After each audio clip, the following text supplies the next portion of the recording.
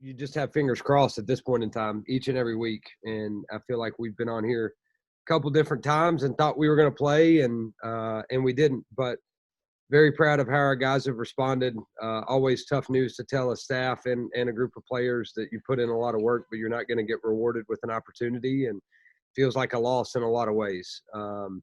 But I think the character of this group and the resilience of this group is very strong, and they've responded really well. I thought the first, the overwhelming portion of today's practice was as good as it's been in a long time. We still got to work on finishing. And sometimes that happens when you end up going to some of the scout periods, but we're playing a really good football team this week.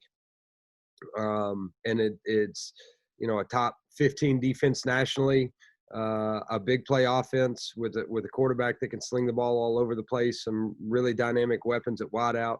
They got a big back that's very difficult to tackle. I think on defense, they rush the passer extremely well. I think their defensive line does an amazing job with get off. They're difficult to block. They've got guys on the perimeter that can run and make it difficult in one-on-one matchups on the perimeter. So, and then they had a 100-yard kickoff return against Louisiana Tech. If you asked me right now, obviously what Marshall is doing has been phenomenal. If you ask me kind of the surprise team in our league and a guy who's done an amazing job, it's UTEP and Dana. They're winning games. It's contagious. They could just as easily be 4-1 with a really difficult loss on the road to Louisiana Tech. Got beat 21-17. Had plenty of opportunities to win that game. So, with their only game that hasn't been close was to Texas. So this is a really good football team that will challenge us in a lot of different ways. Physicality.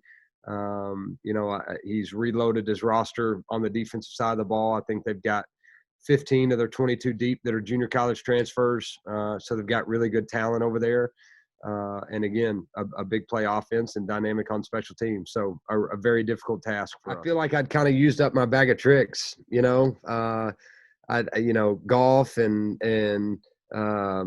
wiffle ball and coaches 7-on-7. It was old news. So, I think one of the things after speaking to our captains who have great insight and a really good feel for their teammates, it was our guys wanted a break. They wanted to be able to get away from it. And so the difficult part for me as a coach was, what's too long of a break? If I give them 48 hours and I give them opportunities to leave the so-called bubble, then I got to worry about what risks they're putting themselves in, if they leave. So we conditioned on Friday, got a quick lift in. Saturday, we fed them lunch and just let them watch football.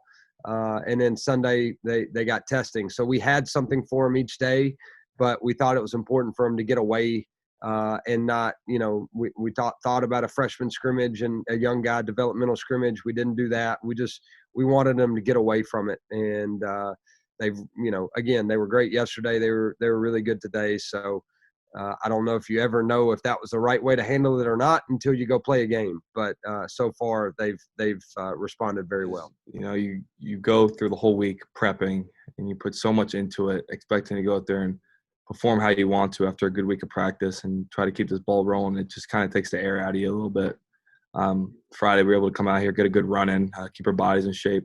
But I think for the mental aspect of everything going on, we need to decompress a little bit so we can come back down here on Monday with a fresh start. And start the process over again. I think it was healthy. It was good for us. But I think we're dialed in on UTEP and moving on from the past. They were supposed to be my first home games here at Charlotte. So hopefully I get the opportunity this week. I'm very excited. My family's very excited. And I know my team's very, very excited. So hopefully we can get the opportunity this week. As a coach, you're there to have answers. And you're there to put a plan together. And you're there to give them direction. And you want to make sure that they're enjoying this experience. Like I told our team this morning, today our goal was to smile as much as we possibly could during practice, because it makes me happy when I see our guys smile, because it's a way to show that we're enjoying this experience. And that's what I worry about. You know, when you're disappointed over and over and over again, what's their experience like? And, you know, winning obviously helped that. You know, if you weren't coming off such a big emotional win and starting to build some momentum, I would probably worry about it a little bit more. But yeah, I mean, it's been frustrating as all get out. Like I sometimes I don't know what to tell them. Sometimes I don't, you know, like I'm the one that I'm preaching myself, like prepare this week like you're going to play. Don't let it catch up on, you know, don't show up on Saturday and not feel like that you put the work in that you typically have just because you've been disappointed with the result, you know, 3 weeks now. So it was difficult telling the staff on Thursday night, you know, I mean, dejected. Like we felt like we had a great game plan. Our guys were ready to roll. We'd gotten them over kind of the sleepwalking through Tuesday, and we got the energy back, and our guys were ready to play. And then, hey, we're not doing it. What's our next step? I mean, we're going to the point now of we're going to have a staff meeting today, and we're going to have a schedule prepared for what if this game gets canceled on Thursday or Friday? What do we do with them on Friday, Saturday? You know, I've now told a football team at 1:15 on Saturday before a 4 p.m. game that we're playing at 2:30 p.m. as we're on the plane heading to North Texas that we're playing. You know, so it's crazy times. But I think that the challenge is going to make the reward that much sweeter.